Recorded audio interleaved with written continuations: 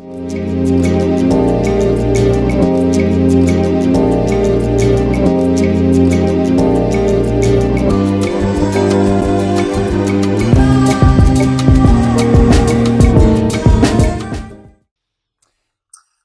ladies and gentlemen, to another episode of the No Name Podcast. You're in tune with the one and only J Juju St. Paul, and I've got my man Ish. I'm just Ish. just as usual. And we have the one and only legendary Jukes, otherwise known as Maurren Yancey. Thank you so much for having us. Thank you for having me on. I'm honored. So how are you doing? Have you on. Go ahead. So how are you doing today, anyways, Jukes?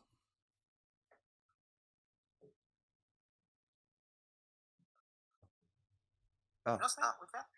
Yeah, go for it, buddy. Yeah, I was just asking how you're doing in general, Margie. Yeah, I was just asking how you're doing in general, Margie. That's how we want to start. I'm doing fine. I'm blessed. I have not had an experience with this COVID thing, and I'm satisfied being homebound most of the time, and and staying in unless I need to go out for something. I just make sure I have what I need and what I want, and I'm good. I'm very appreciative of the fact that numbers are down here in Puerto Rico, and I don't live on the San Juan side, which is the New York side of Puerto Rico, but I'm on the far west. I'm in Aguadilla, and it's quiet, countryside, and very, well, not calm, but it's a lot to do here. Hundreds of beaches, but just play it safe, enjoy myself, and entertain at home if necessary. Heavily jealous. Could do with a lot of beach at this time. And a lot of sun as well. Yes. Being winter every day. So to start the interview off, because usually when we have these things, and also with your past interviews as well, a lot of people focus on your son, which is obviously the main thing, and also with the February coming up as well. But I'm interested in a bit about you. Okay, what was it like growing up for yourself? That's no holds barred.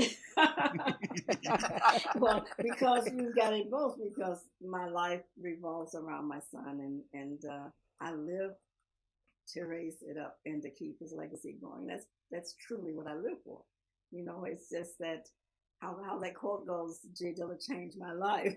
Well, he did. He definitely did. And because of him, I have a new life, I have a new husband, I have a new world, and I'm so, I have new health history because I was not well for several years, and especially after his passing. And there were a couple of years that I was not ambulatory.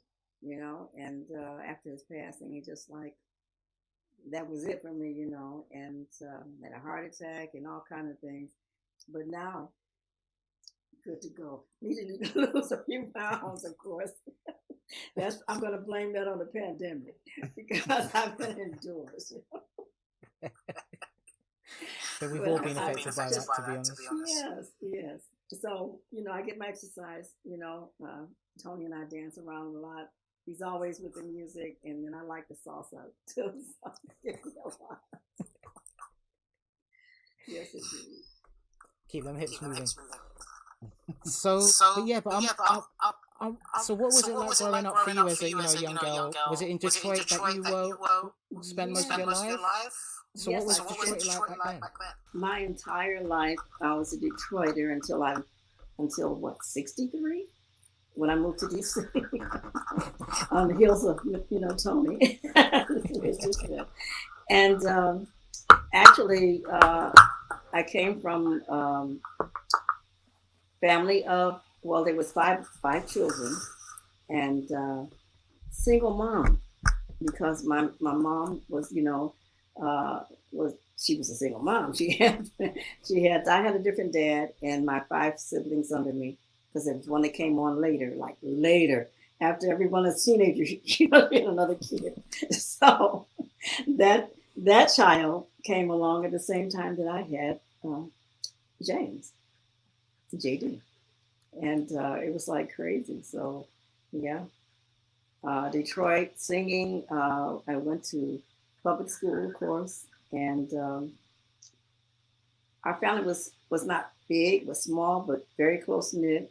We celebrated every holiday that came along together, and generally it was at our home because my mom was one of the uh, her six siblings that had a home because everyone else either had lived townhouse or condo style living, and she had a home because she wanted us to have the backyard and free space. Yeah, she put that struggle on herself, and I don't know if we used it that much, only with barbecues or something, but we did have lots of room and lots of friends, and she was a very warm and friendly person. So we had tons of people that have always come by, and everyone knew that's where to go for Thanksgiving and Christmas. And we did the Christmas morning traditions where you brought your entire family there, for Christmas breakfast, and they end up staying through the entire day. It was supposed to be for a couple hours, and then you go back and enjoy your family, but everybody ended up staying to dark. And after she passed away, then I took that tradition on in my home, for quite a while. Yeah. Oh wow! So very family oriented. Yes. Always with music, though. I tell you, I don't care what holiday it was. Motown ruled, in the house. So you guys must have loads of fun when the funk generation came in as well. Oh my God! Yes, we had all of that, and we had a combination of everything because my mother loved country music too.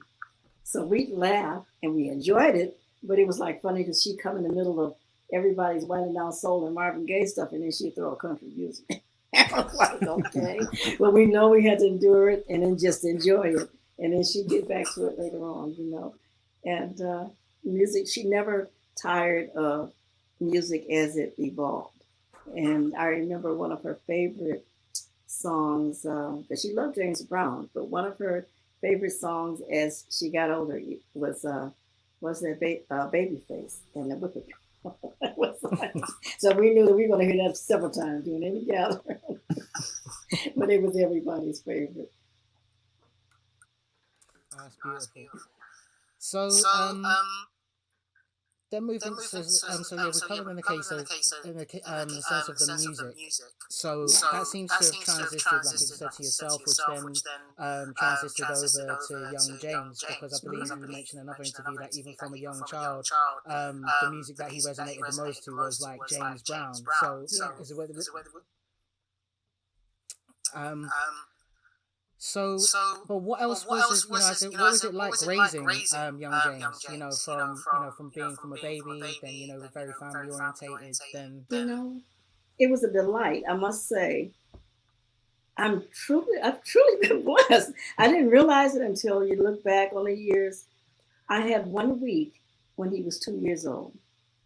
And I say a week because I believe it was almost, if it wasn't 7 days in a row that I had to chastise him, it was close to it. It had to be at least 6.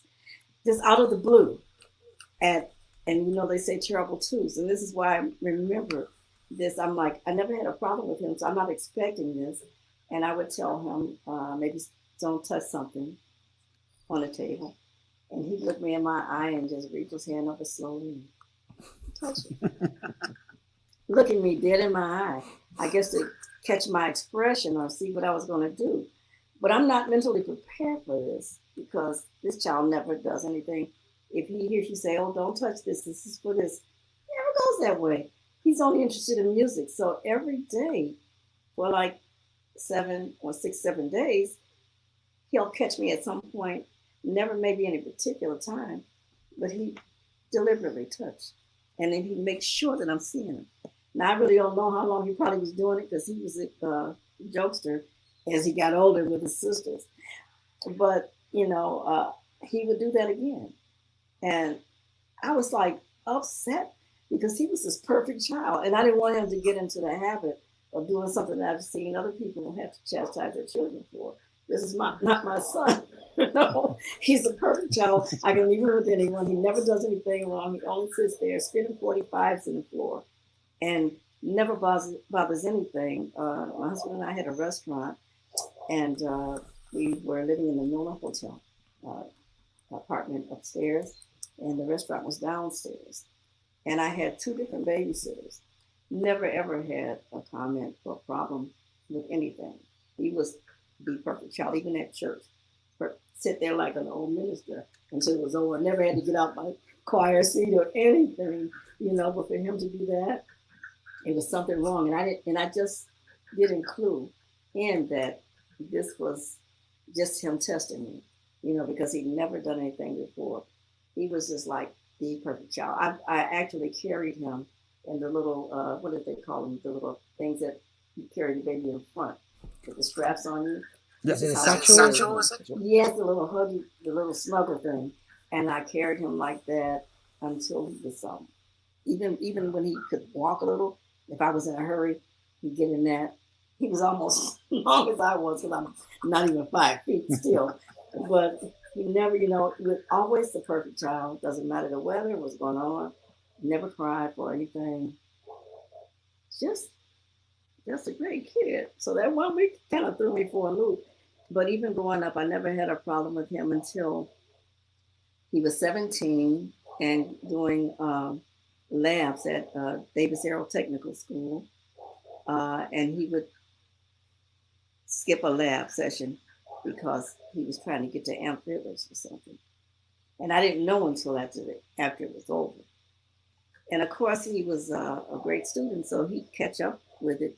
But hearing conversations between people, and siblings do tell on each other when they get mad at you. And so I would find out.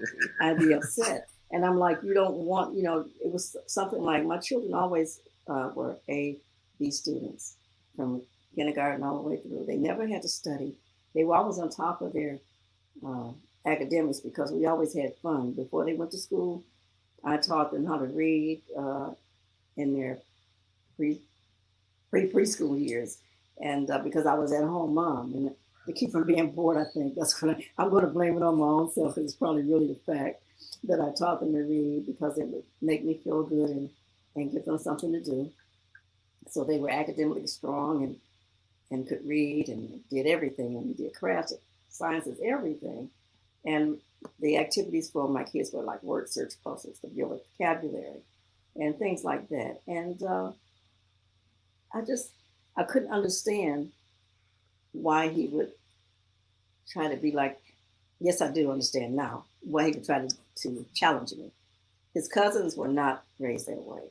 So they, were more free spirits and had more outgoing experiences than my kids. My kids were laughed at in my family because of their language and their speech, because they were taught to speak properly. So they got teased at family gatherings, even though we had a lot of fun. My kids, they would wait for my kids to say something so they could make fun of it. Not in a bad way. It was funny to them, but my kids felt a certain kind of way, Like they would probably sit up on each other because they didn't know what was coming and when, But he just was that way until he got 17. And then he turned around and started going to AMPS, and he told me once, because I had confronted him, he said, well, I'm sorry, Ma, I just have to accept the consequences of whatever you're going to do because I got to do my music. Wow. And I looked at him like, is he crazy? Like, just stand in my face. And mind you, he probably was a little taller than me at that time. And as I remember, because it seemed like everybody was in the world. And I just looked, I couldn't believe that he stood there and told me that, because he was just like totally respectful always. And I knew that he meant it. The way he said it, it wasn't out of disrespect, but I knew that he really meant that. And so I had to accept that. I knew what music meant because music had been the only thing that I had to hold on to in my childhood. I was one of 6, siblings. And I was the only one that was not included in different things that went on in the home.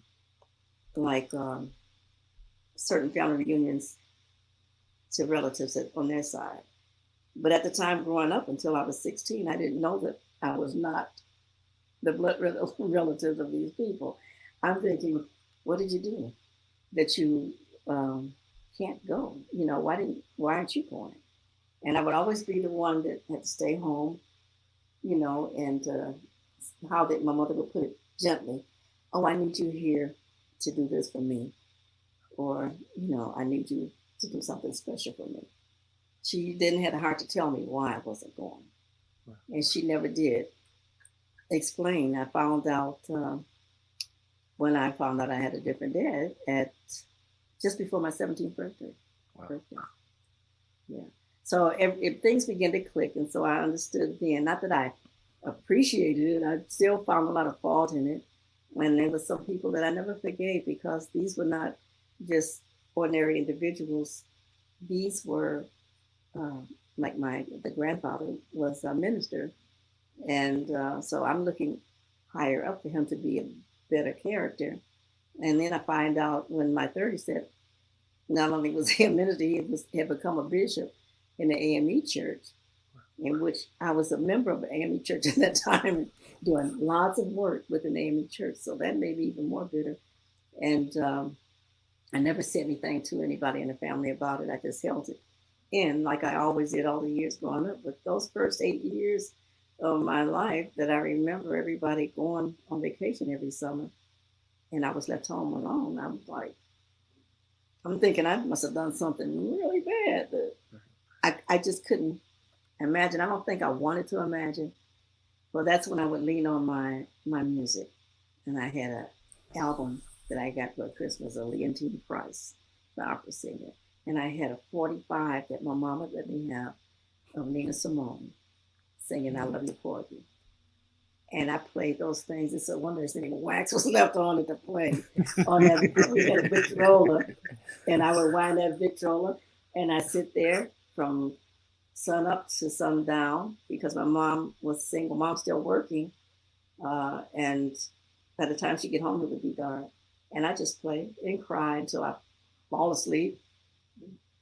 You know, listen to the music and cry until I fall asleep.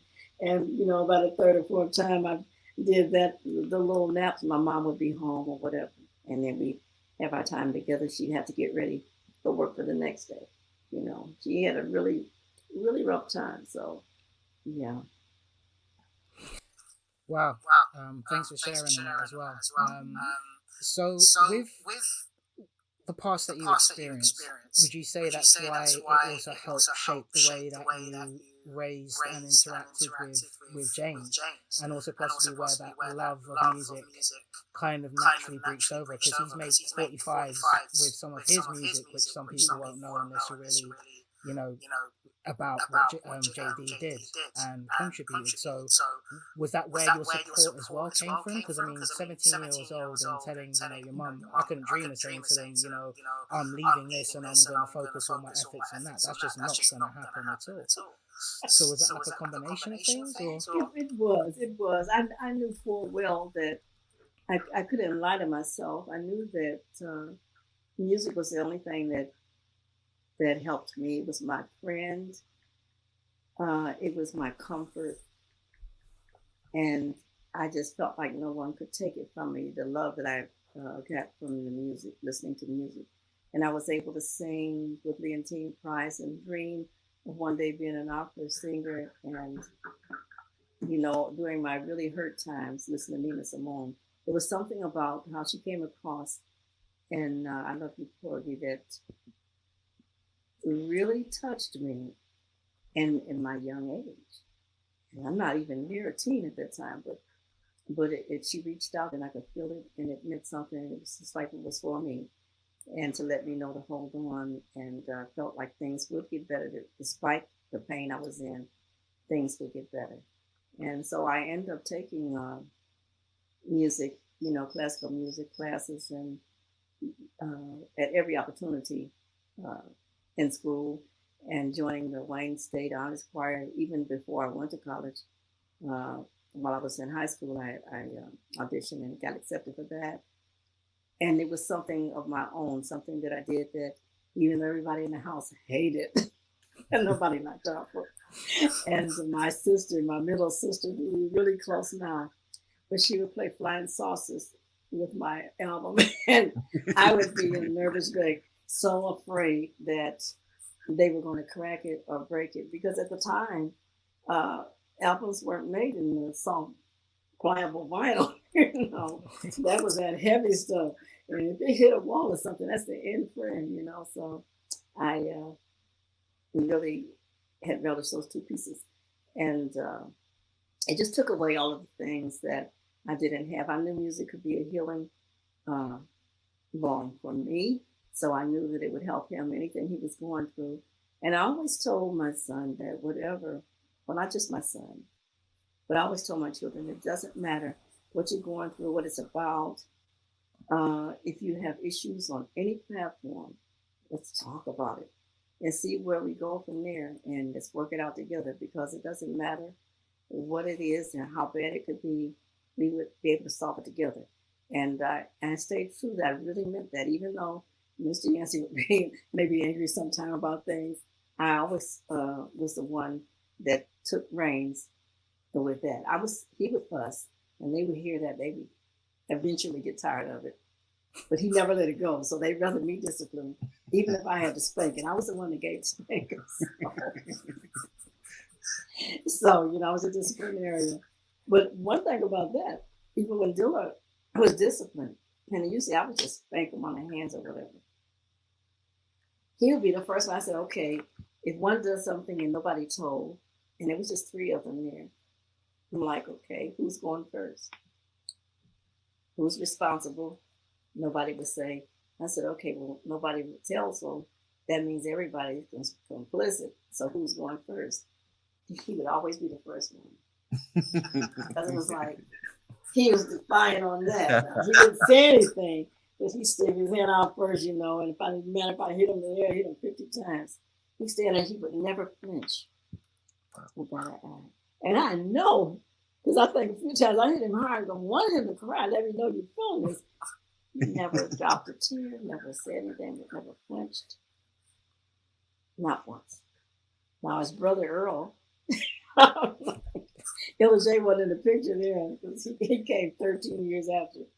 But his brother Earl, my foster son that I was raising, he would just do the opposite. He'd jump on the floor, roll or whatever, you know. I'm gonna have to chase him. You know? So that's how he was. And Martha, his sister, I would tap her one time because I knew she wasn't doing anything, but she would never tell him, you know. And it was funny like that. But yes, I knew full well that music could be a catalyst to let your mind expand and dream and give you something to hold on to, take you through so much. I had felt so much darkness growing up, and that was what gave me light and hope. You know, I was always looking forward to doing something new in music, so I knew that would help. Whatever it was, you couldn't go wrong with that. And that's why I allowed people to come to the home that were his friends that wanted to do music or to listen. He had a spot. He didn't associate with a lot of random people, but if they were real truly interested in music, they could come, you know. And almost every day, there were people lined up outside my home, outside the gate, to get in to see him. And you know, he knew that was happening. They come early. I don't know if he told them what time to come, but I ran daycare, so they couldn't come until my daycare closed at 6 p.m. And they would be lined up outside at 5:30, 5 o'clock, and to get in to see him. So that's how it was. Except on the weekends, I guess, you know, I didn't do daycare on the weekends, so they come at whatever time he would ask them to come. But he was a 7-day worker on music, and he would work sometimes 3 days in a row without really taking a good nap, maybe missing a couple of days bed rest. So I knew that it was important to him. I would prepare food or trays, daily trays, because I always would do it for my daycare children. Instead of cookie snacks or something like that, I do daily trays and try to teach them about vegetables without telling them, But I set the tray up, and they were free to serve themselves, and they would eat them all up, and I would be so happy. But I never told them that this. I never named them all. I just set it up, and they would all eat as much as they want, and I would have clean trays all the time. But it was a good way, because they weren't being forced. They learned to love broccoli dip and dips and things, on their own, and cauliflower. They learned to eat all types of cooked meals, and I always cooked 3 meals, like the breakfast hot meal and the lunch hot meal and dinner. The last snack of the day was supposed to be like a snack, healthy snack, but I would do dinner because I had parents coming to pick them up that had been working all day. And my parents were close with me. I knew that they were not going to get much of a meal. So I didn't mind cooking extra, and I cooked a hot meal, and they had dinner.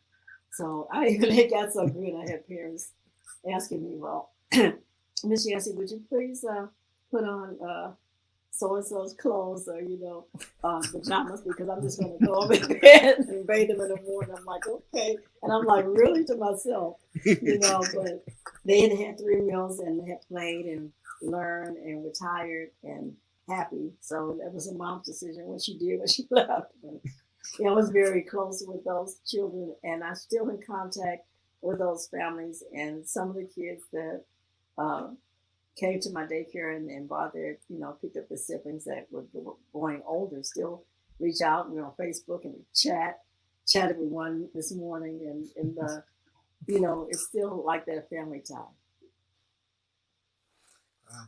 Literally sounds like the House of Wonders, to be honest. It was wonderful. Basement.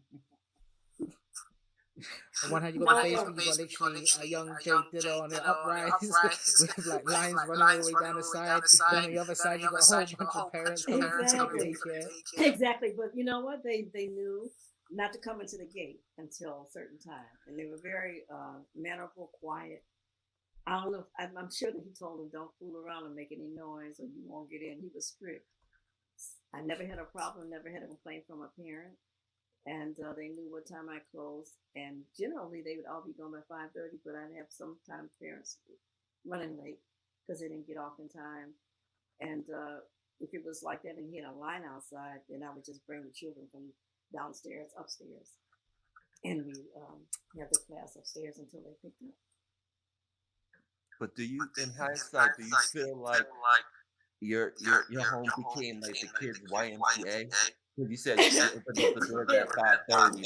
It was like a long line, and it was just a great way for kids to not get into trouble. It was, but I enjoyed it, so I can't front.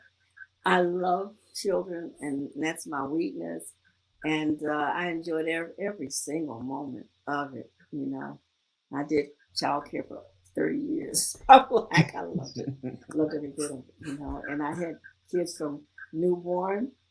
With an oxygen tank at one time, which my staff wasn't too happy. I had 5 teachers working full time, and we outgrew the home up and down. And so that's when Dilla got me a building and had me doing daycare there. He had it done up.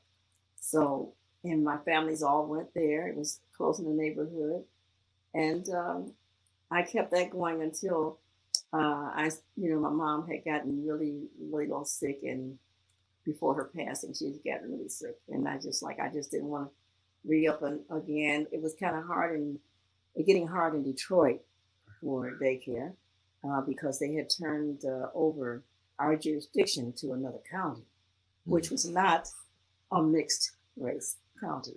It made it very difficult.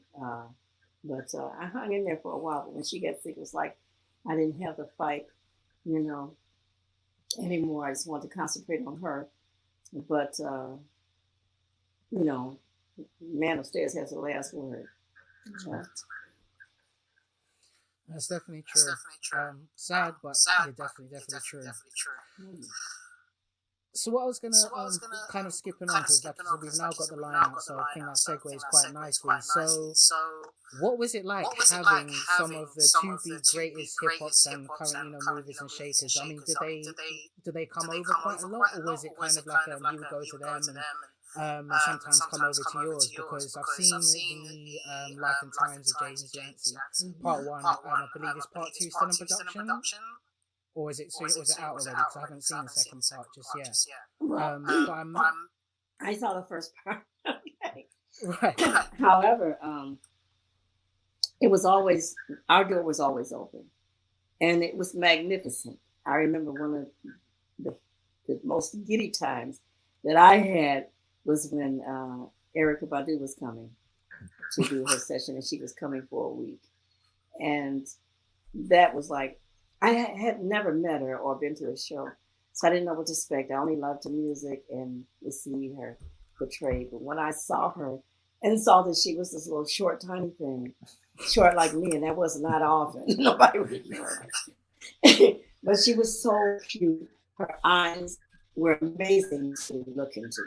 You know, the color of her eyes, they just like sort of like, I said, gee, that's what I think I told him. I said, Dilla, his beautiful eyes, just like Aggie, you know, like the marbles, you know, that you should have. And I remember him laughing at me, but she was such a wonderful, one of the first people that I knew that was hell-bent on eating right, you know, and drinking certain kind of teas.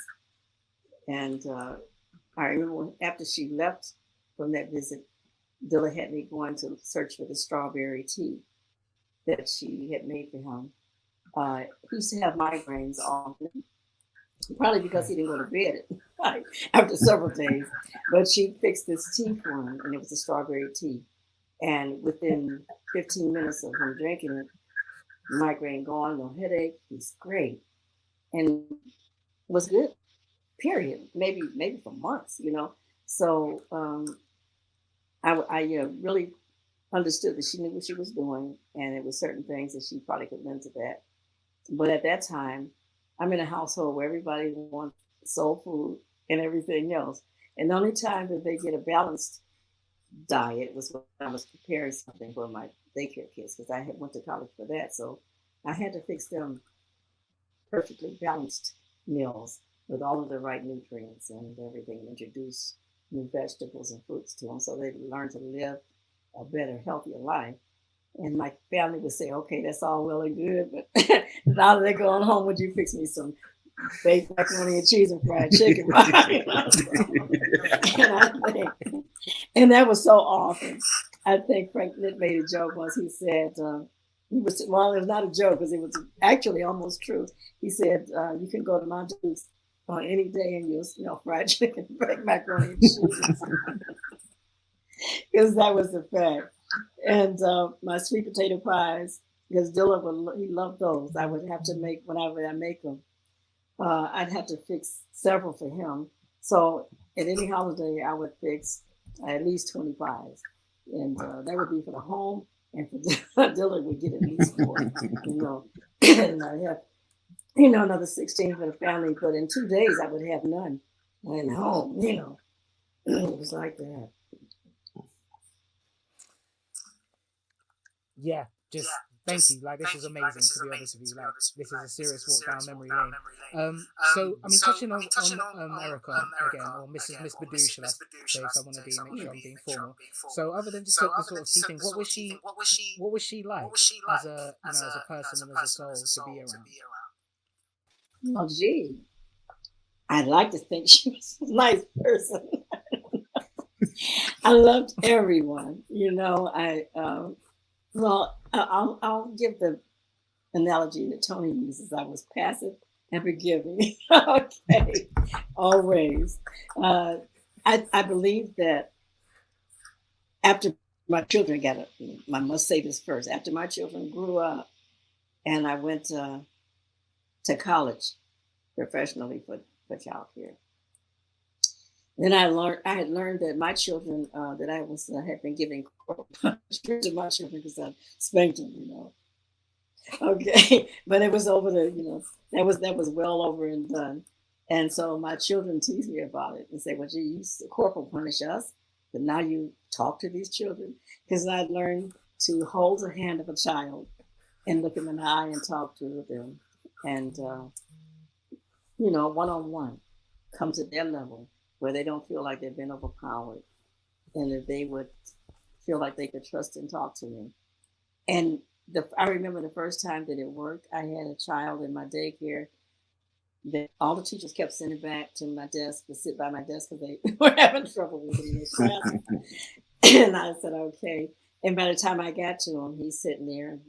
I knew the child was rambunctious. He had a mom that kind of was maybe busy, but didn't want to believe that a child needed a little discipline in some form, or at least talking to. So, I held him by the hand, looked him in the eye, and while I'm rubbing his hand, talked to him. He's looking at me really crazy because it's like he thought he was going to get a pop or something, maybe, or a paddle or something. I don't know.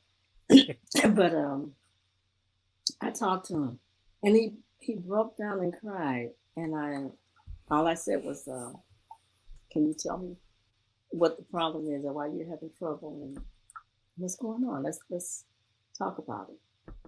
What's the matter? And that you don't want to behave in class and can't do your work. It's a Vate. The Vate boy. And then he came to me while I'm sitting there looking at him. And he just broke out in tears. And he didn't know. It was, he couldn't tell me why.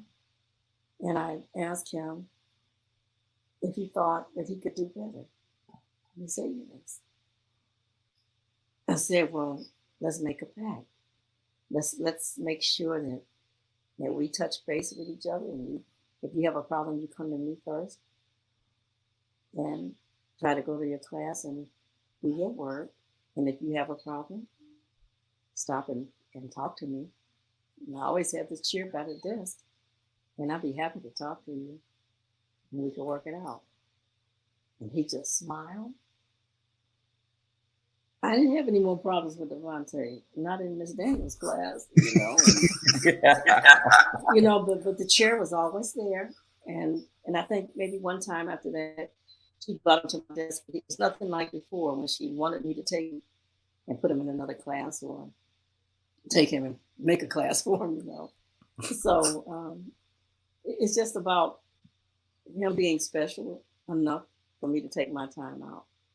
And when parents are busy and working and trying to make ends meet, and you don't know what they go through when they get home, there's somebody there that can give a moment, a helping hand and just listen and see if it's a problem. Sometimes it can be a problem going on. I've had children that were having problems, and they would come to me, and so they would be on me then to address the parent, not in front of them, but to find out if I could what was going on without causing a problem.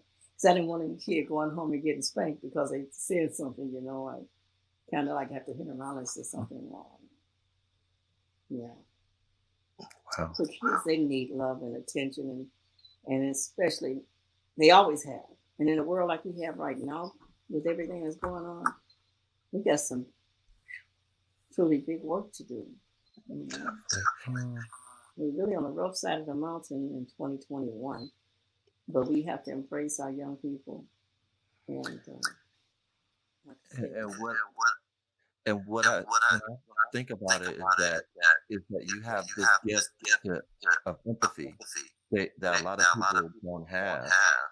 Like, I go back to the story of you being that little girl listening to Nina Simone, and Nina Simone understand you, and now you're like the Nina Simone to kids because you're listening to them. So it comes full circle. I have to.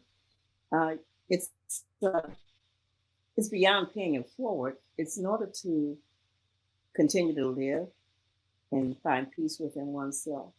How dare I hold something in that might help somebody else? I know what helped me. And we all know that the arts are a tremendous gift and expand the mind of children and adults, So we've taken these things out of the schools, but we expect them to perform the same and have no type of relaxation or anything that interests them to come about. We haven't looked at it because we haven't listened. We don't want to listen as far as the structure is set up. If you're not taking this class or doing this, that, or the other, we're not listening. But that's how we miss the J Dillas of the world. There's nobody listening. And I've worked with parents before. I remember this 10-year-old boy, Tommy Nance. He's an adult now, of course. I believe Dilla was a year old when I met Tommy Nance. And his dad was on layoff from Ford's. He was doing some antique work at this lady's house, Willa Nance, lived around the corner from us. Just doing some odd jobs, trying to make money to tie us over. Matter of fact, he wasn't laid off. It was a Ford strike. It was a Ford strike. Because I remember, because they got $50 strike money, and they had to cover everything, food, rent, everything, whatever you can get, keep the lights on. But I remember that he came home and he was telling me there was a little boy around the corner at the lady's house that he was antiquing her dining room set, and he heard him singing. Mr. Yancey said, and he said, he got a nice voice. He said, he's got a really nice voice. He said, I said, what does he sound like? He said, I don't know. He said, but he was singing something. He said, and I was listening to him, and I asked him, would he sing that song without the music? And I didn't tell him why. I want to know. And Tommy sang the song, and he was pitch perfect. And he had a half of a range too. So he told me about it. He said, I think I'm going to ask his mom about him singing, or if he sang somewhere before. He said, I didn't want to say anything because, the parents weren't there, and I focused there doing some furniture. I was going to be doing the furniture, not listening to him sing. So I don't know if it was the next day, but he did finally talk to Willa that week. And she was amazed. Now, Willa was a teacher at Denby High School, and her husband was a math teacher at Denby High School as well. I didn't know them. I had never met them, even though we lived around the corner. I never met them. And she was like shocked. She's like, what? He said, your son is really... I said, who? Because he had two boys, one named Mike and then Tom. He said, Tommy. And she said, oh, he said, Mr. Yancey, she said, you think so? And he was like shocked that she didn't know. He said, oh my God. He said, talk to your husband. He said, if you guys would let him sing, he said, I'll write a song and record it for him. She was like thrilled to pieces.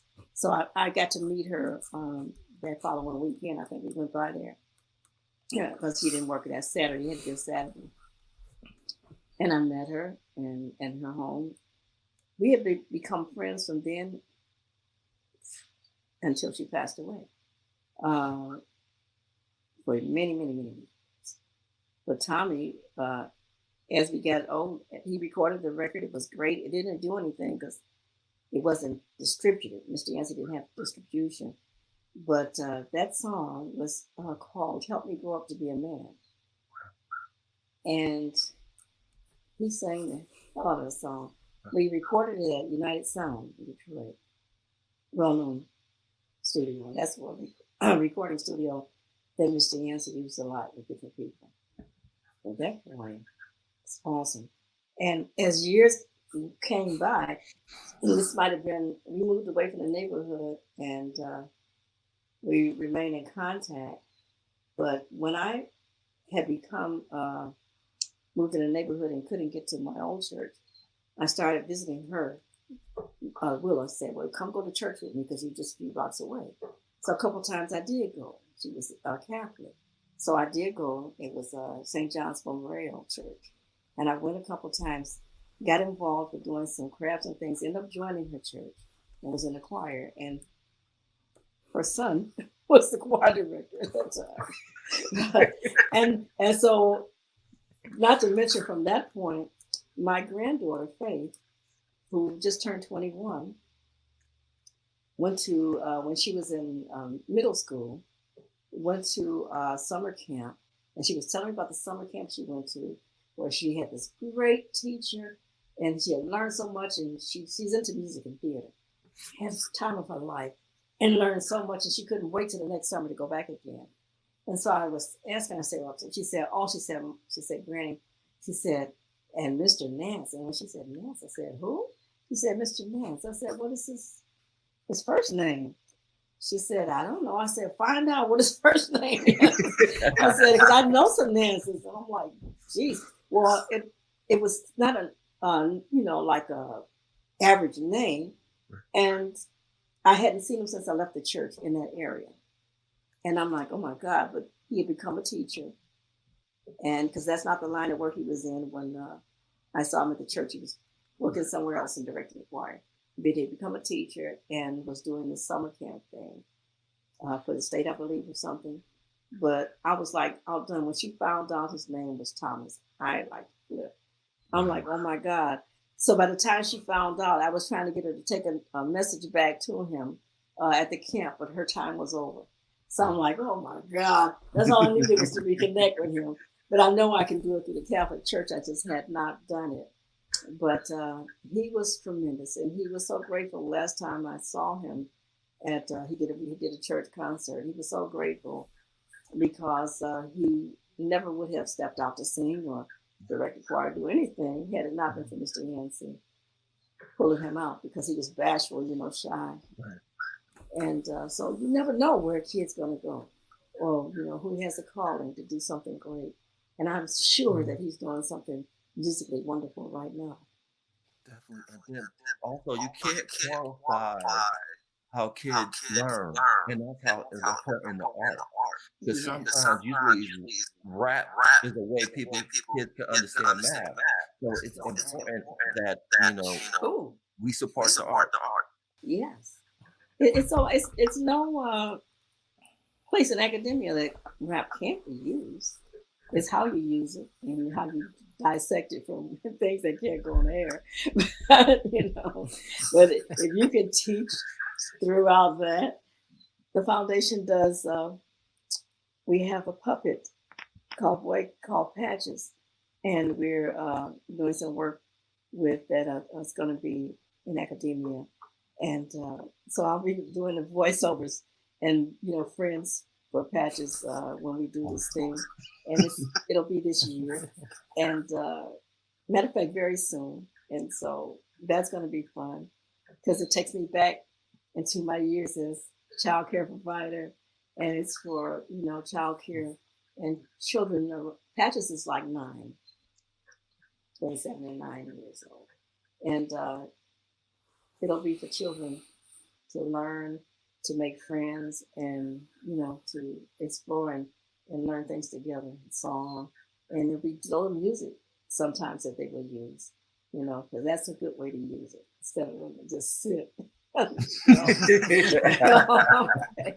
don't have to worry about it. Children are learning from it, and the foundation is in.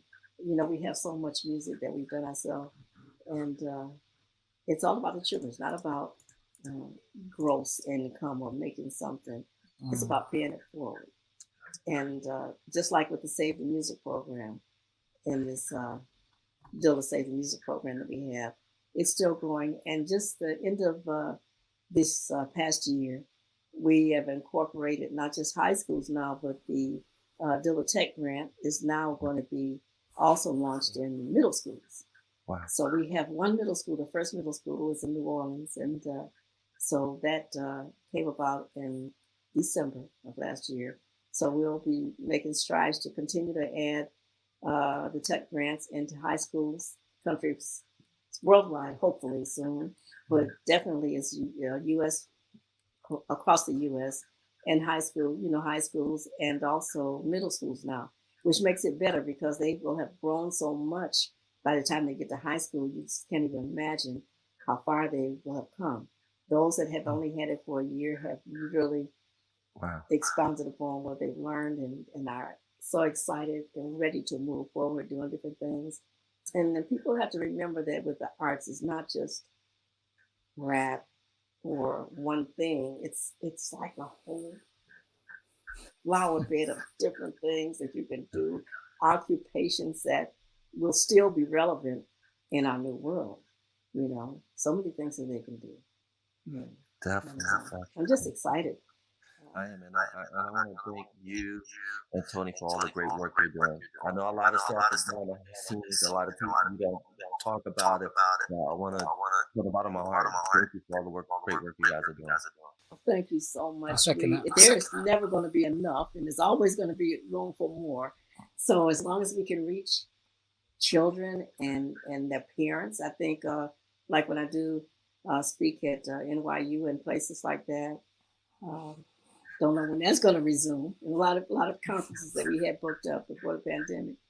But I usually spend time talking with parents because I have to realize that I had one-up-on parents that were not musically inclined and had not used that form to educate their children or to at least see where they could go. Parents they always want the best for their children most times.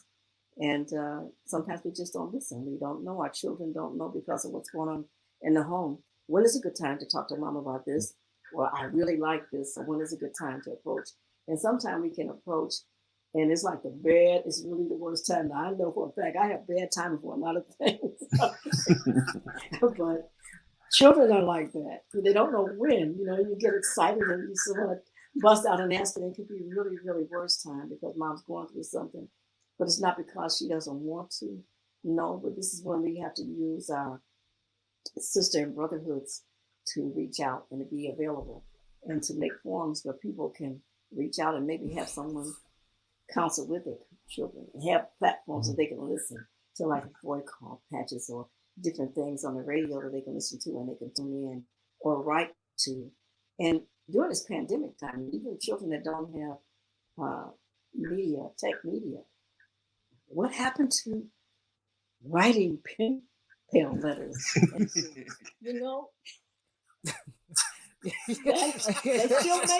They still make pencils and paper. Being an illustrator myself, I know that. I definitely know that being for true. If all of this goes, I still got my pen and paper. Exactly. I keep mine with me. I put it over there, but I keep my pen and paper because just in case I don't remember what piece of tech I put a note on, I write myself a note in a book, and it makes it. You can always add new notes to it. But that's something I see. Yes, indeed. Hey, I'm on the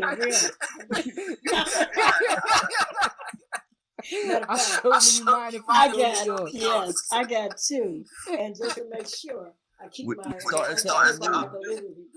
So when I'm nervous or just have nothing to do or bored, I grab my calligraphy pad, and that's what a sport for me. We're starting to turn now. We're back in notebooks. That's called sketch. Yes, I bought tons of books, and every time there's something here in Puerto Rico called a ferreteria, and everything is like discounted, and it's a whole aisle of just school supplies and even pharmacies here. Yep. The pharmacia, just the whole walkway of books and things. They're so reasonable, so much cheaper than the States. So when I go, I always pick up a couple extra. So I have a whole closet shelf full of extra books and pens. I got a box bedroom of pens, and I'm just like a sucker for pens, especially the ones that are ergonomic, and buy those. Same. It's an addiction, but it's a comfort. It's a smart. It's a smart thing to do. Yes, indeed. So like I said, there was one time that I wasn't able to move around or use my hands, so I stayed at every comfort level possible. And if I want to write, and then this book that I have to finish in this quarter. Okay, of 2021. It should have been out 2 years ago, but things happened. Maria happened, threw me back, where I just, I guess I was so uncertain about how things were going to be, didn't know what was going to transpire. Tony was still working at Pentagon, and So I only got to see him like once a month. He could come home. Maybe he squeezed 2 weekends if he could, but then he dread going back at the end of a weekend.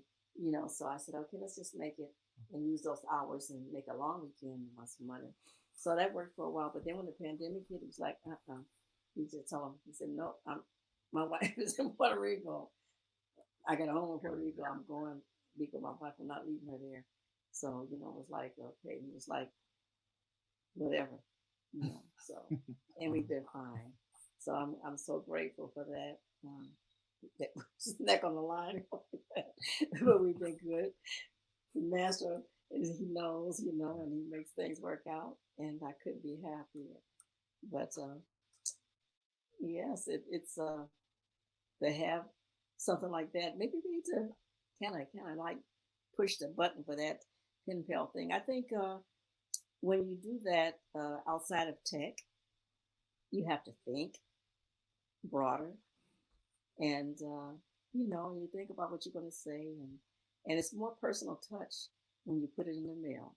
I remember as a teen, a Y teen, because they had the YMCA, it was doing things, and the YWCA, and I remember being a Y teen in high school, and we had to pick pen pals from another country. And that was exciting and wonderful. I can't say that I got as many letters as I was writing, but just the fact that I knew I was a pen pal, and had this connect outside. For me, it was very important, though, I should remember, because I didn't have that whole family connect, and that meant was something special that I had to hold on to. Mm. But we have to do what we know. We have to share with our young people things that seem to have been bygones that are still usable, And we have so many children with such brilliant minds for poetry. And I remember Dilla's sister, Martha, actually started writing poetry at 5. And then, she started letting me see her poetry at 8. She's like she's an introvert and still is at 44. Okay, an introvert. And she's like outstanding. So I tricked her into giving me a couple of poems. Well, I didn't really trick her, I begged her into giving me a couple of poems a couple of years back.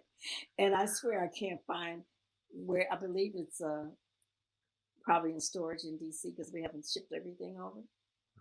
But I'm trying to get her to I know she knows it by heart because she has that kind of mind like Dilla. See if she can rewrite it and give it to me because I want to put it with my book when it comes out. But she's like so profoundly brilliant when it comes to poetry and prose. And for somebody that stays in the house all the time, I just don't know. I'm like, how did you, how did you think of this? I've been more worldly in my life, so I could see, well, maybe I would even have friends that would have known about certain things. I don't expect her to know much about anything because she's been a homebody, almost a hermit. She goes to work and comes home. She has one daughter, and like I said, my granddaughter turned 21, and she's like my own baby because I was with her the first 15 years and helped raise her living in the same home.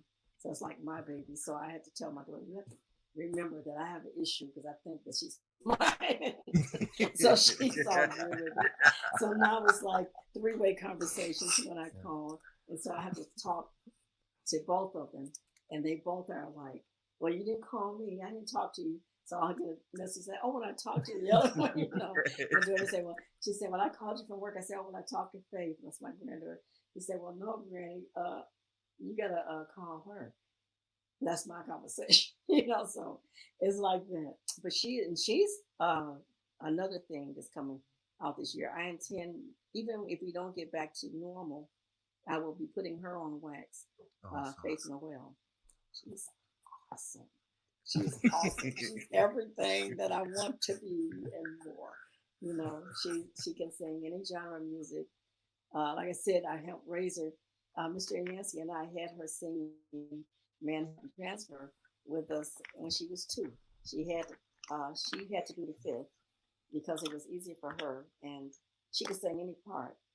We never told her that she was learning certain parts. We just had her listen because we would ride in the car every day together, and we have her sing. He'd say, "Okay, babe, you do this part," and of course we listen to music all day and form. And I have a videotape of her singing a Manhattan Trans tape, and she was, I think, 5.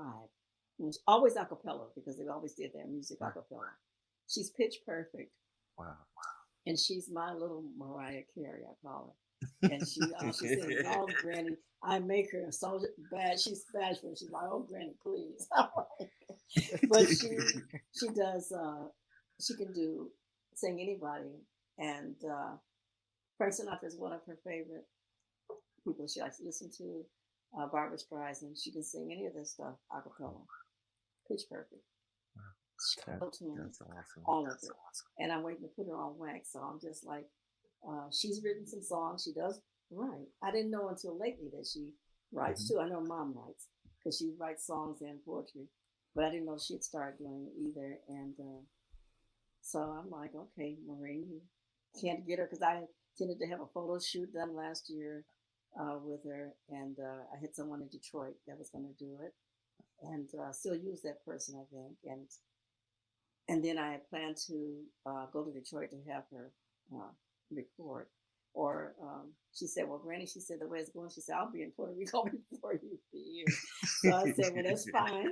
If I have people, we have a studio here in the house, and also I have people that have studios that we, communicate with." And so I said, "Well, by the time this is over, either I'll record it probably here.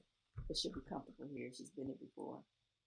And have her stay a week or two and record and do it. She can sing, like I said, any genre. She's pitch perfect, and I'm so thrilled.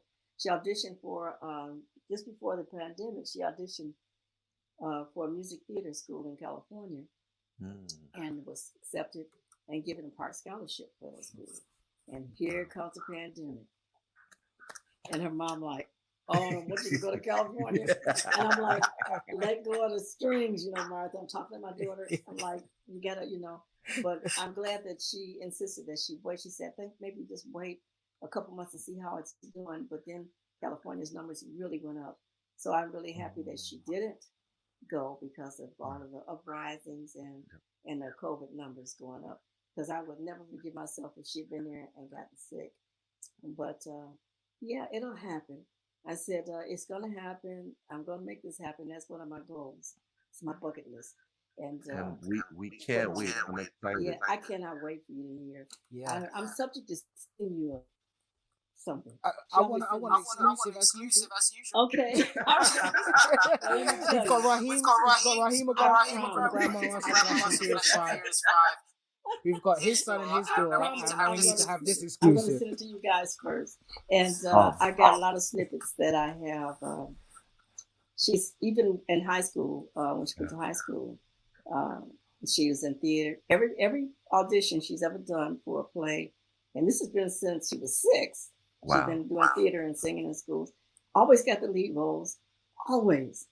And but she never got big headed about it. She's always like, "Well, Granny, I don't know why I got, she's really like doesn't see or hear because that's what she was raised to do. So it's not like it's built in.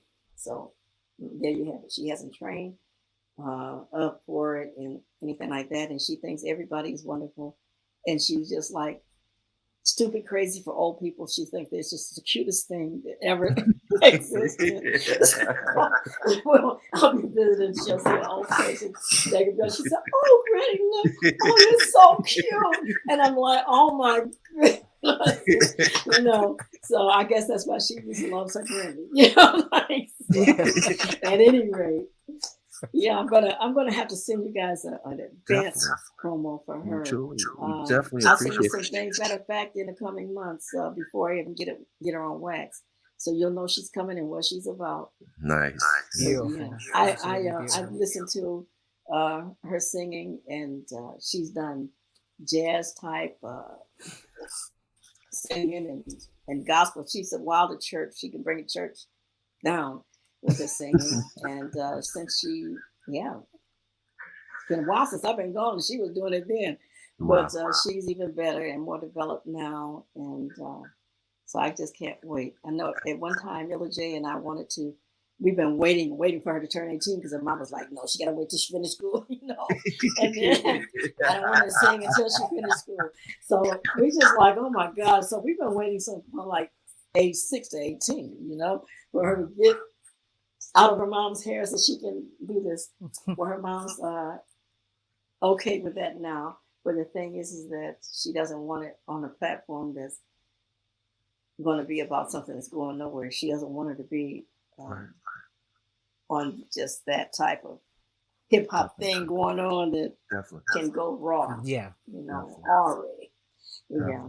Yeah. Because my dude's got enough of that. I know you guys probably been on Instagrams. My dude's got a granddaughter on there that's dancing. Yep. Another granddaughter. Say less.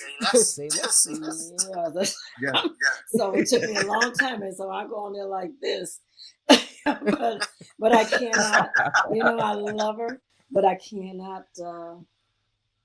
I don't approve. But geez, she'll be 21 in a couple of weeks too. So, well, next month. So I'm like, I like to say it to mamas. I said, well, you know, I haven't said it to her. I said, but if her dad Dilla was here, she would have no kneecaps.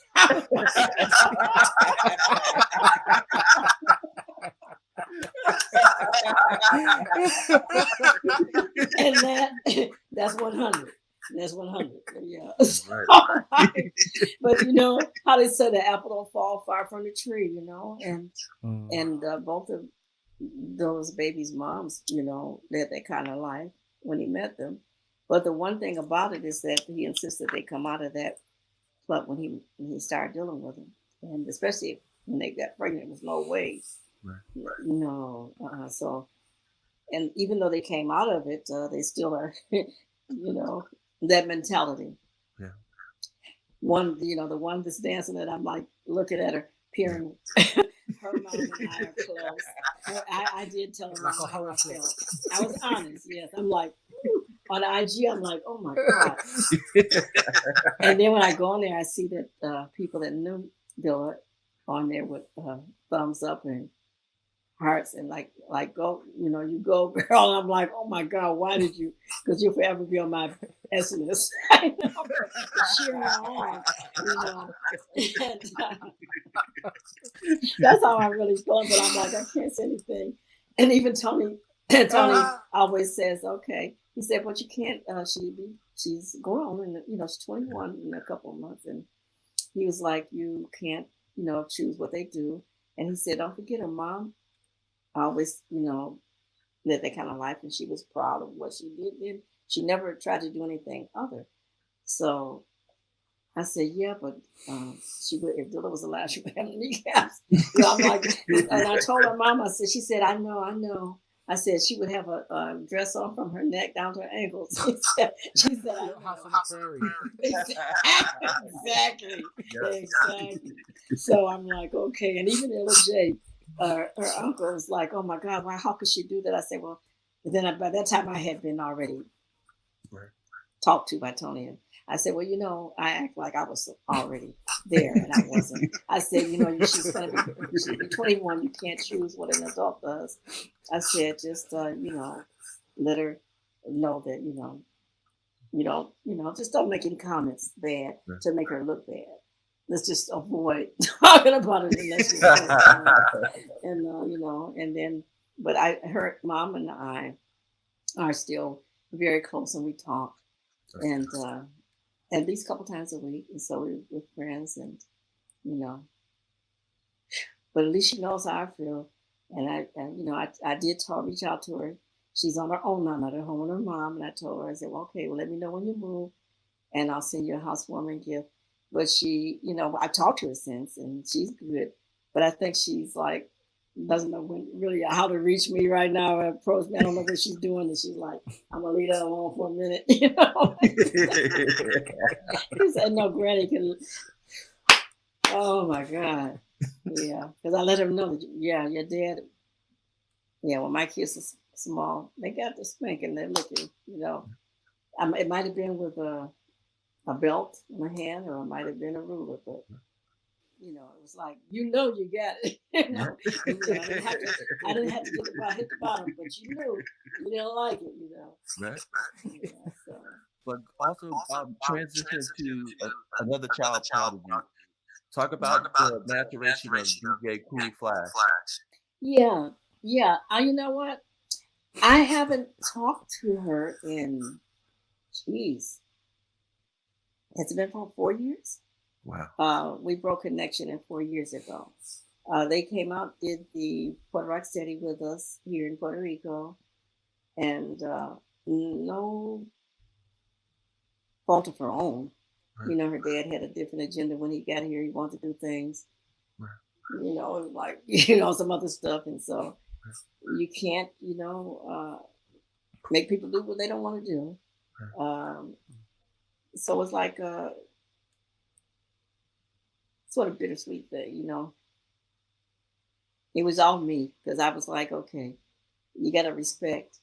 We got people waiting. We had 200-300 kids from the Girls and Boys Club waiting for her and everything, and when she didn't show, then she wanted to show up at the adult thing that night. That next night, was really children should have been at. Where they serve the liquor, and you don't never know what other artists are going to use language. It was his insistence that he wanted her to do that, so of course she got to spin. Matter of fact, she got to spin behind Bahamadia. And she messed that up. Wow. Bad. So by the time it was over, Tony was here and took Bahamadia back to the airport. He missed the entire festival except he got here the last day. So he was able to take Bahamadia back and so calm her down a little bit about it. But truth was, she did really mess it up. She wasn't prepared for that. So it's no fault of her own. It was her being pushed by her dad, and then he, didn't like some remarks and made a comment. So I'm really very seldom say anything. I don't think I've ever said anything to anybody straight out about something they said. I usually leave it alone, but then it was like out of disrespect, so I had to say something. And so that was the last communication. Because it's crazy because right now I remember when she was like 5 years old, scratching. Oh yeah, we at 6 years old, hard. Mixtape at 6 years old. Oh yes, we promoted hard because she's youth, Yeah. but because her dad is in charge of everything, and it wasn't just what happened with us. It was some things that went down the line and on other people's platforms. Wow. That kind of changed the scene for what we could do. And she didn't have, she's still a minor. She didn't have a say so. Right. It was him and how he felt about different things and how he felt people should do. So that's his child, and he raised her how he feel. Right. And when she's an adult, either she will depart from it or stay with it. That's strictly with their family. But I still love her. And she's gifted beyond measure. She really is. I don't know. She had another brother, a little brother before, and Malcolm was like maybe 2 when I saw him last. So I'm sure he's on tables because he was trying to mess with her stuff when we would go visit at the house, So I'm sure that he's doing something. And if I'm not mistaken, I think Mom was pregnant again, so it might be a third baby. I'm not certain, but I haven't been in touch with him. But I'm sure that they're all doing well. I haven't heard anything otherwise. But I'm sure she's coming up in the ranks. And then I do have people that reach out to me. And I keep in touch with what's going on in D.C. So the festivals and everything, when I see a name up and everything, I know, and I'm definitely going to thumbs up a hearted, But I just have to stay where I'm at and take care of my own business. I say, do you? I gotta do my duty. And keep it clean and no mess, So when it's children involved, it can be no mess or stress. They're not gonna stress you out. They're gonna be so forever loving and supportive They know you come in to bring love and light into our life, and so we got to be there ready to give it. You know, That's right. because we already know. We already know the pitfalls and what to avoid. You know, we know, even though they try to make the dollar sign, you know, it's like the Pied Piper. The dollar sign is the Pied Piper, bringing us kids in. But, you know, and that's truth, because it even brings in a lot of our adults. They're still listening for that Pied Piper tune. But it's not always right. You know, like they say, all money ain't good money. And that's a fact. True. That's a fact. So we have to do our best to make a way for ourselves, and in the best possible way. Keep it clean, but keep it strong, and show what we have to offer that's good, right, and that will enhance the future of our young people, and not embarrass us by some of our old that forget that it's young people listening to everything we do. You know, we cannot come out of a sad bag and expect people, our young people especially, to respect us. And this is probably why we have a lot of disrespect in different areas from our young people, because they see parents or uncles or aunts display one way, but then we expect them to be pristine on all down the line, everything that they do, not step out of line. You know, when aunties living a life, and she seems to be having a ball, and she's like way out of character. You know? But everybody loves auntie, so if you can love auntie still, can you love me? I want to go this way. It seems like she's doing great. But then a lot of that is not true, because we don't always have truth. Just like this Trump, I don't always have truth. You know? We got a lot out there, but it's not all true. And just like with the videos, we think, our young people think, with all the glitz and glamour and in the videos, making it rain. It don't rain like that when you do the work. You know? That's fake bills. Just so you know. We work hard for the money. It is not to make it rain. And that's fact. That is fact. You know. That is. I would say like it's a beautiful thing to hear, because your perspective and your attitude and application from, you know, from your daycare up till the present day, the fact is that you're always looking at the grander picture. And I think that's something that's missed a lot, especially with the rate of like young people having children. Not saying that you never, you know, once again, there's a plan for everything, but it does go to show that just that little bit of difference of having that right support network and someone with that kind of, you know, foresight to be like, well, look, you don't have to go miss, like you was expressed with, you know, J Dilla, like having a keen eye to see that, you know what, there's something the way that their brains tick. Once you establish that and then you grow from that, you see that it's like, okay, well, at least they're giving it a try. No one's expecting, you know, Jeff Bezos success kind of thing, but the fact is you're doing something that's fulfilling to yourself and something you can pass on. And funny enough, that's one of the driving forces of my company, High Creativity, which is creating a creative community to kind of help people bridge those kind of gaps the best way that I can. So, which is encouraging to know there's people like yourself out there in the same field. Yes. That's one thing. It's very easy, though. You see, one key element is to remember that you were that age once. Yeah.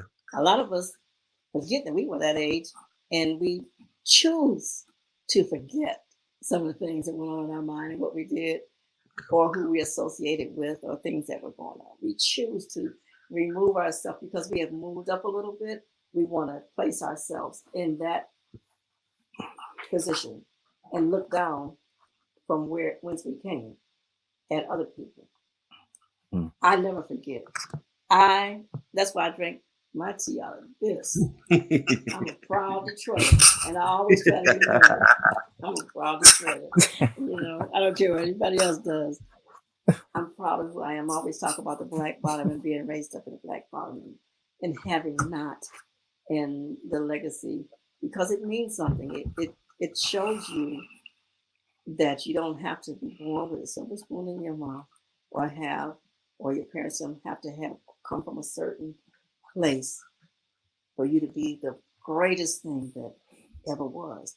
And your mind can expand. Just giving little bits of love and light can expand a mind.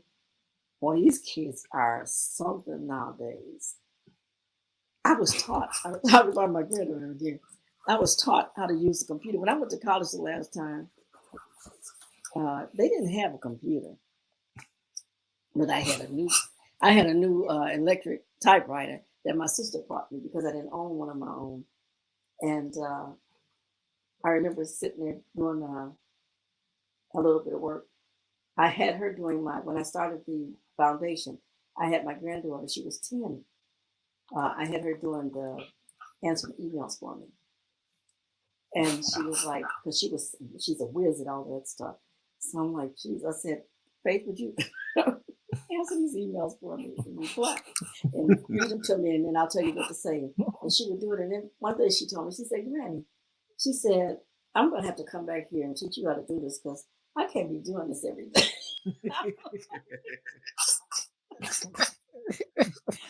I'm 10, I got stuff to do. I want to play. Exactly. It's like she's doing her homework and all of her stuff. And she's always been an A student because her mom is, of course, geez. When she was in timeout, her mom gave her her law book because her mother went to school as a paralegal early on. And she would give her the big, black, heavy law book. And she had to sit in it for 15, 20 minutes and read. She'd give her so much to read. She highlighted. Faith had to read it. What it did is she hated holding that big heavy thing because she was so tiny. And she's still tiny. She's probably weighed about 110 pounds at the most. But even then, she was a tiny child and she'd read it. But because of that, her vocabulary like blossomed. So when she got to kindergarten, she was like, whoa, 6th grade level already. So, she didn't know where to go with her. She could read anything, the math, everything, no problem. Because that's the first element. If you can read, you can conquer the others, the science and the math. Just understanding a bit, able to comprehend.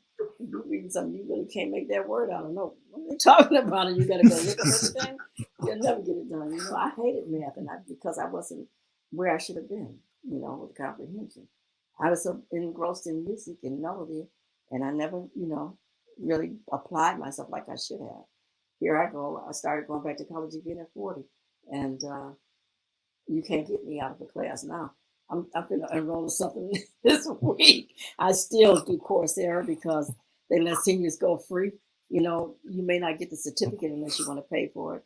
But I take Coursera sent me an anniversary thing the other day and told me about 21 new courses for free. So I'm like, okay, and I'm going to be on it after Tuesday. So I'm going to pick a class maybe tonight and be on it. But as long as I can do that, I can stay relevant.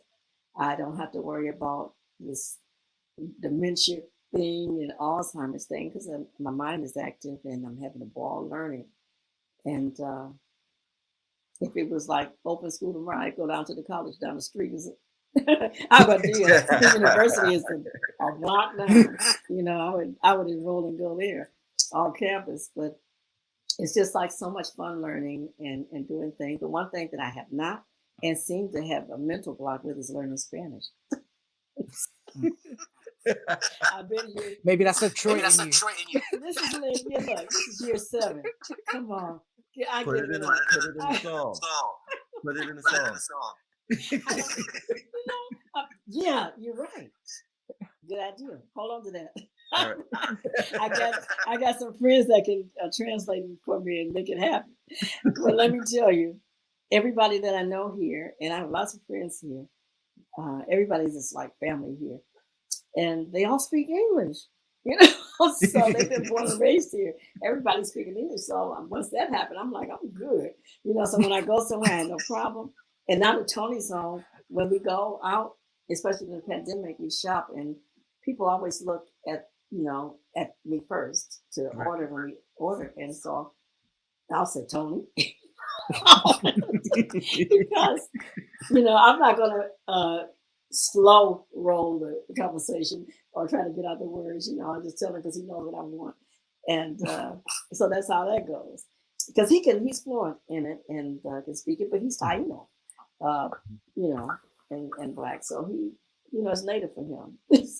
Like, okay, but it's not native for me. So I'm like, okay, I'm black on black. I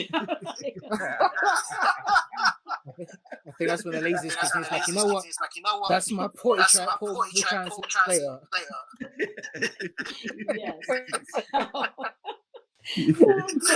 I'm gonna finally. I don't know. Maybe I'll do that, and that'll be a challenge if I do that with Coursera.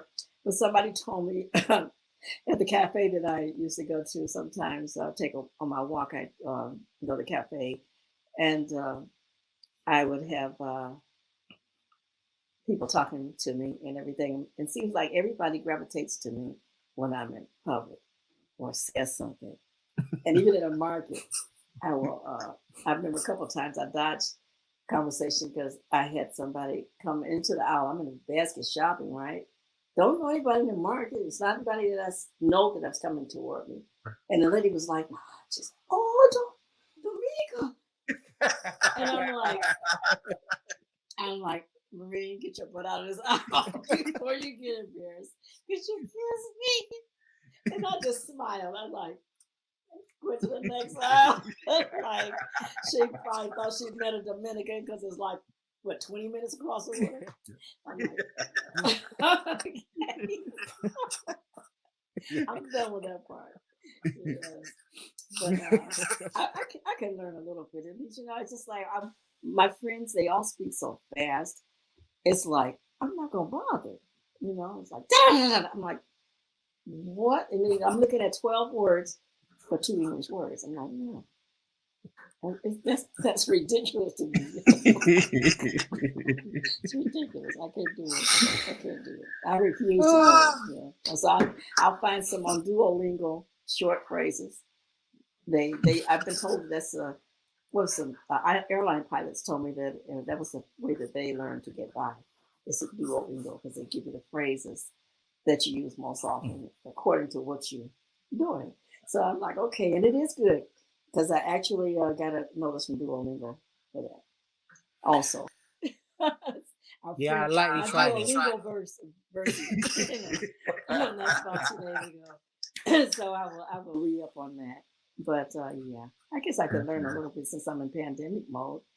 But that would be a good thing to come out and be able to speak something. True. Yeah. And I'm a strong believer that education and innovation start from home, and you're a prime example of it, especially with your children doing great things. How was that moment? How did you feel at that moment when you got that call from the Smithsonian about having your son's NPC in the Smithsonian? Talk about that a little bit. Oh my God, that was one of the high points of my life. I'm still floating on that one. Okay, that will never end. Regardless of what some people think that I should be going for opportunities that open. Once he got that honor, it's like nobody could bring him down because the world will always know who he is. They can't take that away. He will be in the history books, and Smithsonian will be forever, especially the National Museum of American History and Culture.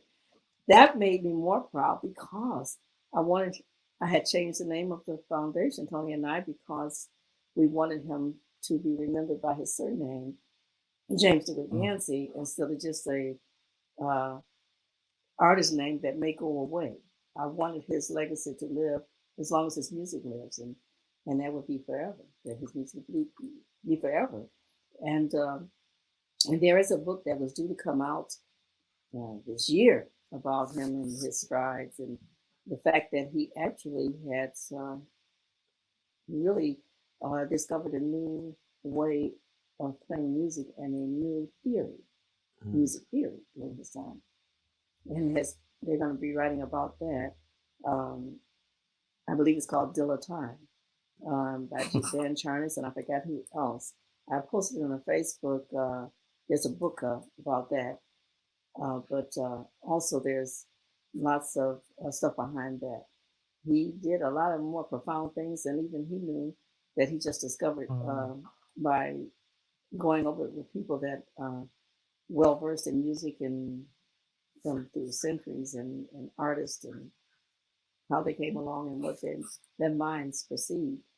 So I'm just so honored that anybody, anytime, anywhere, once the museum resumes, can go and see him free. That's what it meant to me. That you don't have to have money or status to go and learn about him. You can go somewhere that's internationally known and walk in and one of now more than 3 displays that honor him. Because even on the displays that honor, it's a big wall that you could just touch a name of an artist that has done Dilla's work and hear like Fife singing, on Dear Dilla and things like that, and it comes to life on the whole wall. And to see the displays of his MPC inside of his own casing and the picture of him above that and the works that he's done and the people that he's worked with, place of honor that will forever live. That's just like, that's mind blowing. For this little girl from Black Bottom, Detroit, that people thought would never be anything, and back in those times, even people of our culture didn't put a highlight on some of our own people. I know one of the families that I lived in a corner from where my granddad lived. She was my complexion and darker, and so were his sons, but she didn't want his sons associated with any women of color. One of them was light as they could get, and that's the only way they could bring anybody home. And they were the nicest guys, and but she wasn't the only one, but she was just not afraid to be vocal about how she felt. I didn't know prejudice then, but we have to learn somewhere. We got so many mixed cultures, and I'm looking forward to one day holding my little mixed culture grandbaby if Illa Jay decides to have some. My little black/German babies. I'm looking forward to that. Why are we so off though?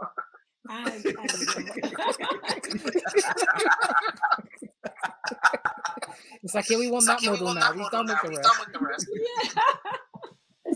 Let me tell you, Black people will always attract all cultures. So we need to get over it, It's like it's no pure white culture. There is none. And they need to brush up on their history.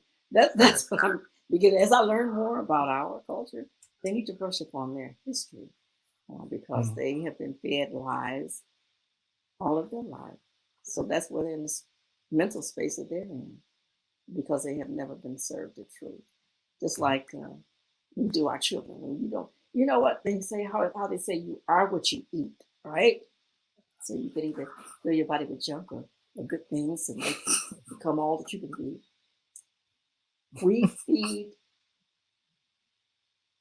hatred into our children. And so they grow to be bigger, stronger, hateful people. And we don't balance it with love or thought of anybody else being on this earth, and so that is not our one racist decision to make because God made us. And if it was any other way, they had these days patent on it. It'd be just like swarming with them everywhere. You would be able to count with the like little straws where we stand, and this world was made to be lived in by all of us to bring out the beauty. Just like the beauty of a rainbow comes from all the shades of the colors. It doesn't come from one thing. Otherwise, it'd be just a light of one color or another. But we have to embrace it like we all looking for rainbows and happiness. We need to embrace life like that. That's what we've been giving to those that we care about. If we care about them enough, we'll let them know that no, you don't live in this world alone. The world's made it's a rainbow of people that come together and make the best of everything to share love And just like when they did that song that they still play on, We Need Is Love, yes, because that is what the world needs now.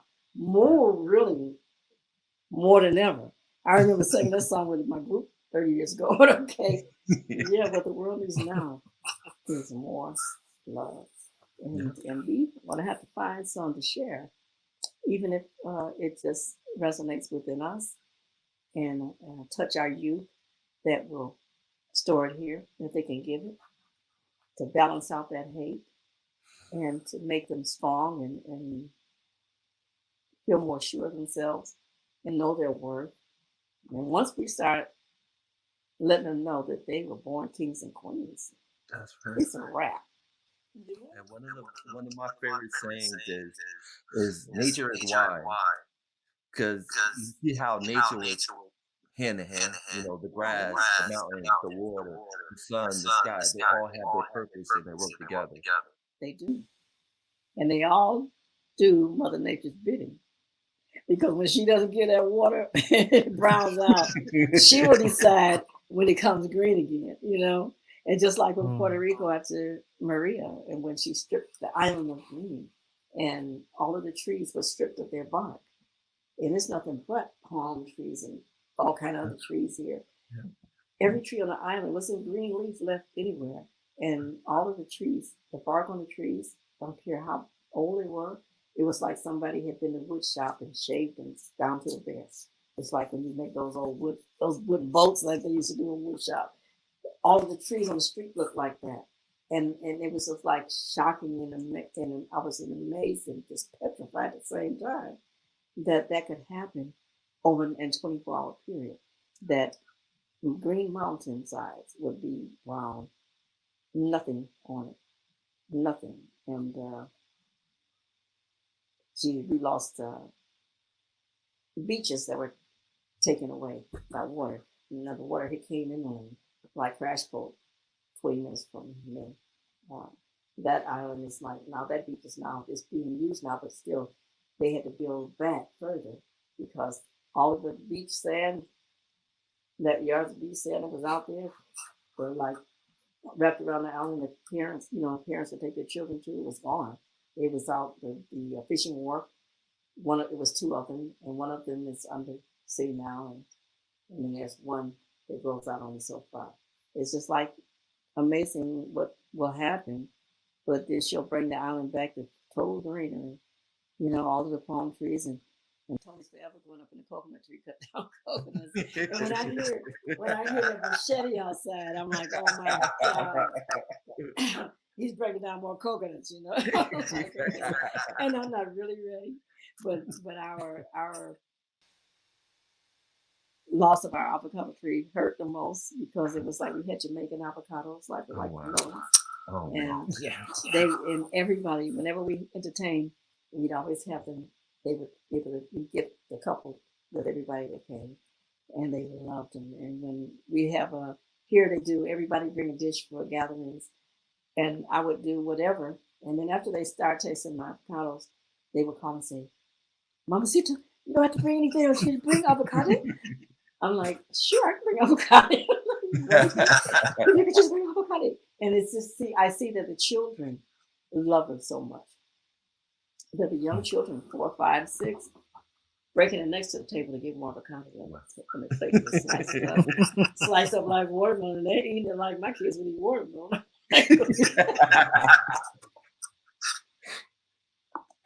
Yeah.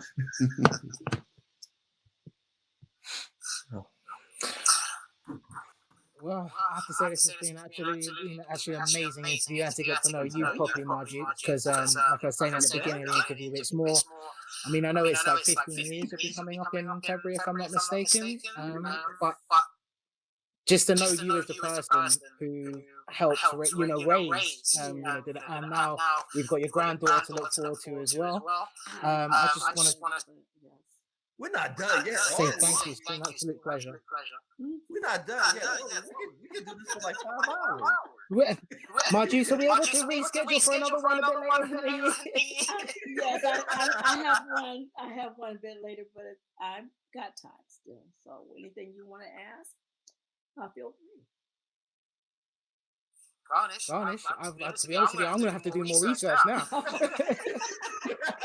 You're gonna have to I'm gonna go, have to sit back and maybe you have to reflect go on on that what is it, that IG page and see that girl dancing in the world. Maybe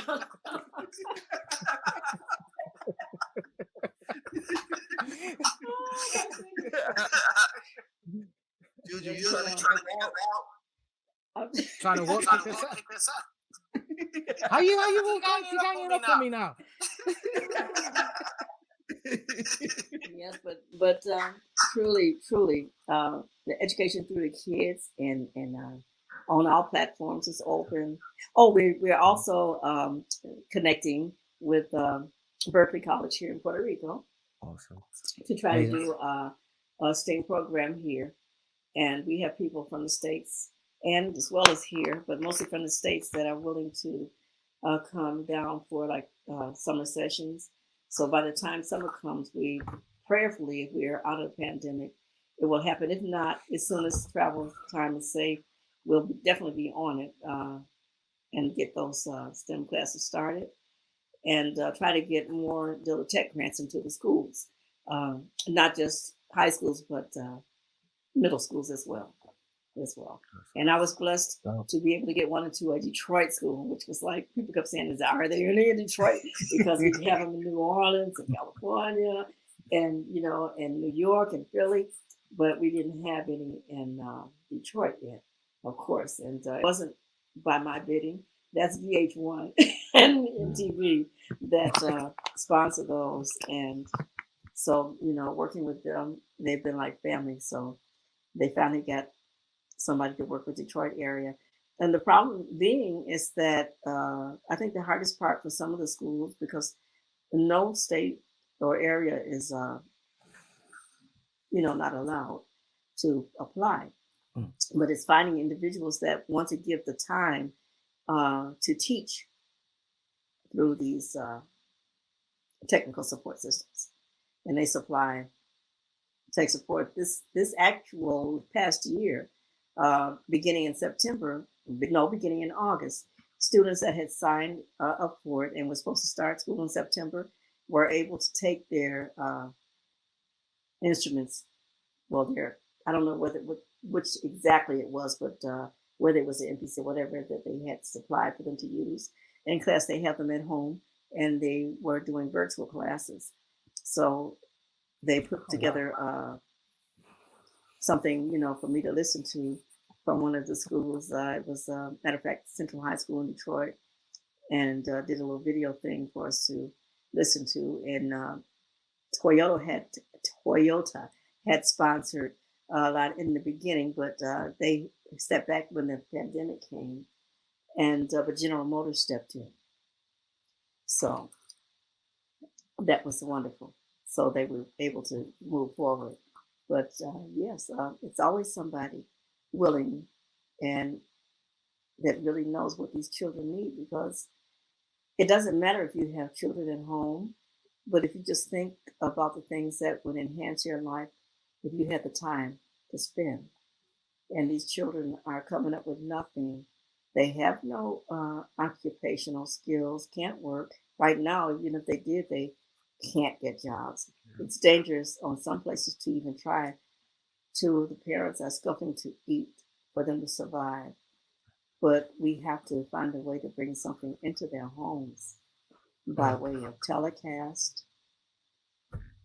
or like I said, mail, pen pal, whatever. We need to find different platforms to reach out to young people so that they can be a part of something greater that they can look forward to being a part of. There are many children that have skills in all areas. You can maybe not sing and dance, and you can work that camera. You may not, you may have the gift of gab. You may be able to teach children academics and even self-esteem, because we lack that already in a lot of our children.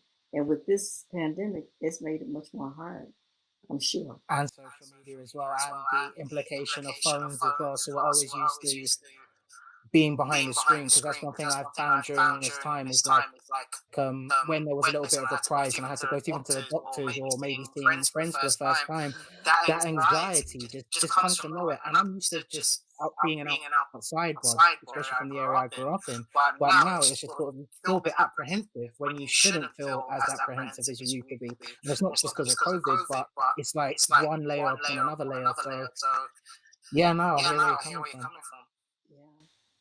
Yeah, it's about paying it forward in a way, but it's about being who we really are. We are, I think, we're part of a special system of people that care and care in abundance. We care about the everything and everybody, and we find hope within everything and everybody. So if we embody that, we can share. We share knowledge,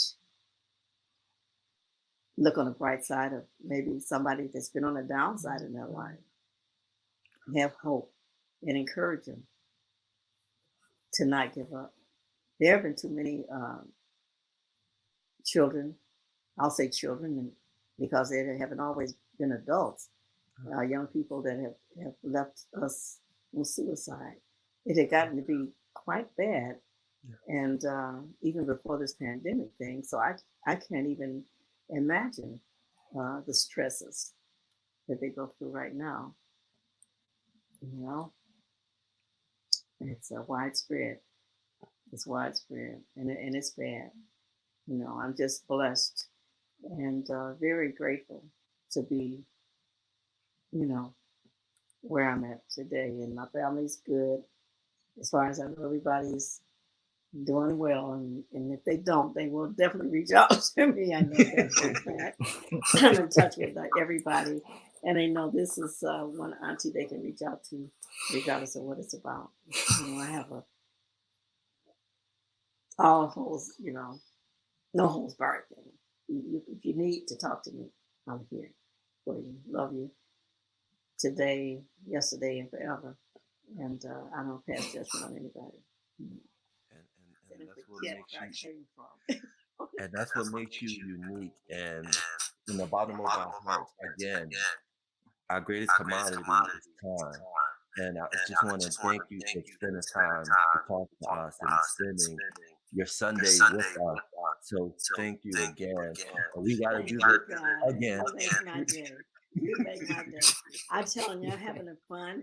And like I've been telling people lately, they would say, well, how have you been?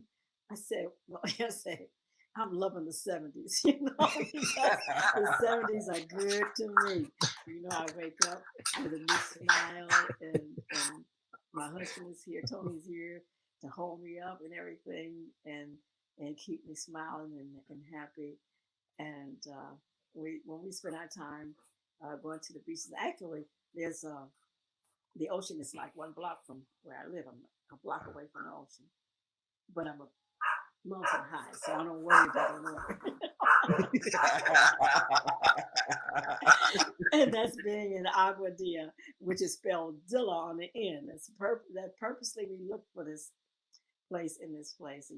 When we first looked for a home here, he said, well, it's got to be somewhere that includes Dilla. I said, what do you mean? He said, it's got to be Quebra Dia or Agua Dia, because it spells Dilla on the end. So water, Dilla, Agua, and Dilla was a water sign. He's air and water sign. So, Agua Dilla. And I feel so good here. And he's here with me all the time. Everything I do, he's right on my computer. I've got him here on top of it and over there. He's very much, and even the art in the room, from some of the students at NYU.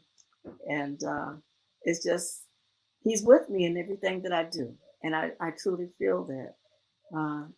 And I'm doing this in honor of him because he gave for the world, but he always wanted me to be happy. He always wanted to please me and for me to be happy. He never wanted me to worry. And I'm so grateful, and especially for those last 2 years, even though he suffered, I was honored and blessed to be with him those 2 years. I could not have asked for more. Um, I could not have asked for more because even though it was hard at first, I was able to hold him, nurture him, uh, give him his medications and his dressings and bathe him and take care of him just like he was when he first came into this world. I was able to care for him until he left. And he appreciated it to no end and told me often, how much he did. And he's with me in everything I do. I think that's why I can continue to live and be happy within this work that I do because it's all about him. And he worked hard, and it was for the good of others. It never was about money for him. It was about music appreciation, and it was his true love. So I'm truly grateful. So I might have started out raising him right, but he embraced it and gave it back in the way that God gave it to him to inspire. And on that note, that was powerful. Yeah, blown away. Like, literally, like serious history lesson. I'm like this. Make touch a little bit easier.